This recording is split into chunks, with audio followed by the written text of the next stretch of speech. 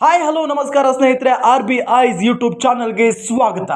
ಸ್ನೇಹಿತರೆ, ನಿಮಗೆಲ್ಲ ಗೊತ್ತಿರುವ ಹಾಗೆ ನಟ ದರ್ಶನ್ ರೇಣುಕಾ ಸ್ವಾಮಿ ಅನ್ನೋ ವ್ಯಕ್ತಿಯ ಕೊಲೆ ಆರೋಪದಲ್ಲಿ ಈಗಾಗಲೇ ಅರೆಸ್ಟ್ ಆಗಿದ್ದಾರೆ.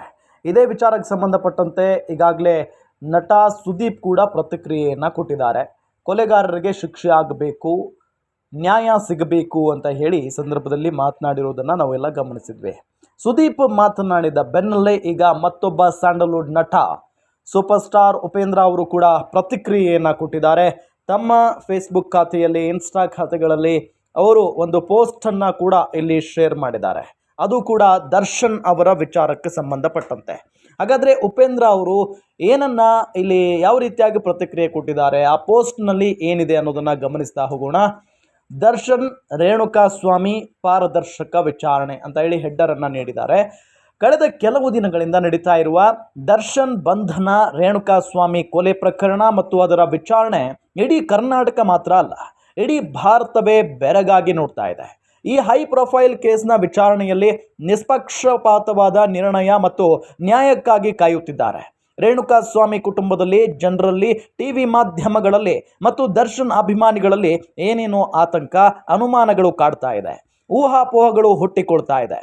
ಯಾಕಂದರೆ ಯಾವುದೇ ಕೇಸ್ ಆದರೂ ಆ ಕೇಸ್ನ ವಿಚಾರಣೆಯ ವಿಡಿಯೋ ದಾಖಲೆಗಳನ್ನು ಮತ್ತು ಸಾಕ್ಷಿಗಳ ಎಲ್ಲ ವಿವರಗಳನ್ನು ಆಗಾಗ ಪೊಲೀಸರು ಸಂಬಂಧಪಟ್ಟ ವ್ಯಕ್ತಿಗಳ ಕುಟುಂಬದವರ ಜೊತೆ ಹಂಚಿಕೊಳ್ಳಬೇಕು ಮತ್ತು ಅದು ಕಾನೂನಾಗಬೇಕು. ಈ ಹಿಂದೆಲ್ಲ ಪೊಲೀಸರು ವಿಚಾರಣೆಯ ವಿವರ ಬರೆದು ದಾಖಲು ಮಾಡಿಕೊಳ್ತಾ ಇದ್ರು. ಆದರೆ ಈಗ ತಂತ್ರಜ್ಞಾನ ಇಷ್ಟೊಂದು ಮುಂದುವರೆದಿದ್ದು ಎಲ್ಲವನ್ನು ವಿಡಿಯೋ ರೆಕಾರ್ಡ್ ಮತ್ತು ಲೈವ್ ಸ್ಟ್ರೀಮಿಂಗ್ ಮಾಡಬಹುದು ಅನ್ನೋದು ಇಲ್ಲಿ ಉಪೇಂದ್ರ ಅವರ ಒಂದು ಅಭಿಪ್ರಾಯ. ಅದೇ ರೀತಿ ಒಬ್ಬ ಸಾರ್ವಜನಿಕ ವ್ಯಕ್ತಿಯ ಬಗ್ಗೆ ಕೇಸ್ ಆಗಿದ್ರೆ ಆ ಕೇಸ್ನ ವಿಚಾರಣೆಯ ವಿಡಿಯೋ ದಾಖಲೆಗಳನ್ನು ಮತ್ತು ಸಾಕ್ಷಿಗಳ ಎಲ್ಲ ವಿವರಗಳನ್ನು ಪೊಲೀಸರು ಆಗಾಗ ಸಾರ್ವಜನಿಕವಾಗಿ ತೆರೆದಿಡಬೇಕು.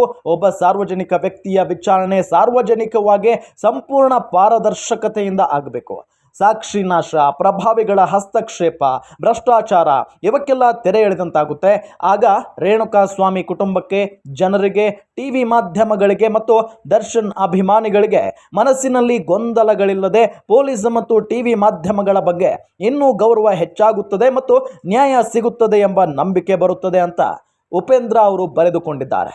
ನಟ ಉಪೇಂದ್ರ ಅವರು ಇಲ್ಲಿ ಬಹಳಷ್ಟು ಮುಂದುವರಿದು ಮಾತನಾಡಿರುವುದನ್ನು ನಾವು ಗಮನಿಸ್ತಾ ಇದ್ದೇವೆ. ಅಂದರೆ ವಿಚಾರಣೆ ಮಾಡುವಂಥ ಏನು ಪ್ರಕ್ರಿಯೆ ಏನಿರುತ್ತಲ್ಲ ಅದನ್ನು ಎಲ್ಲರೂ ನೋಡಬೇಕು. ಕೇವಲ 4 ಗೋಡೆಗಳ ಮಧ್ಯೆ ಮಾತ್ರ ವಿಚಾರಣೆ ನಡೆಯಬಾರದು. ಲೈವ್ ಸ್ಟ್ರೀಮಿಂಗ್ ಮುಖೇನ ಜನರಿಗೆ ತಲುಪಿಸುವಂಥ ಪ್ರಯತ್ನವನ್ನು ಮಾಡಬೇಕು. ಈ ವಿಚಾರಣೆ ಹೇಗೆ ನಡೀತಾ ಇದೆ, ಪಾರದರ್ಶಕವಾಗಿದೆಯಾ ಇಲ್ವಾ, ಮತ್ತು ಸಾಕ್ಷಿ ಏನು ಸಿಕ್ಕಿದೆ ಎಲ್ಲದರ ಬಗ್ಗೆಯೂ ಕೂಡ ಬಹಿರಂಗಪಡಿಸಬೇಕು. ಲೈವ್ ಸ್ಟ್ರೀಮ್ನಲ್ಲಿ ವಿಚಾರಣೆ ಆಗಬೇಕು ಅನ್ನೋದು ಉಪೇಂದ್ರ ಅವರ ಆಗ್ರಹ.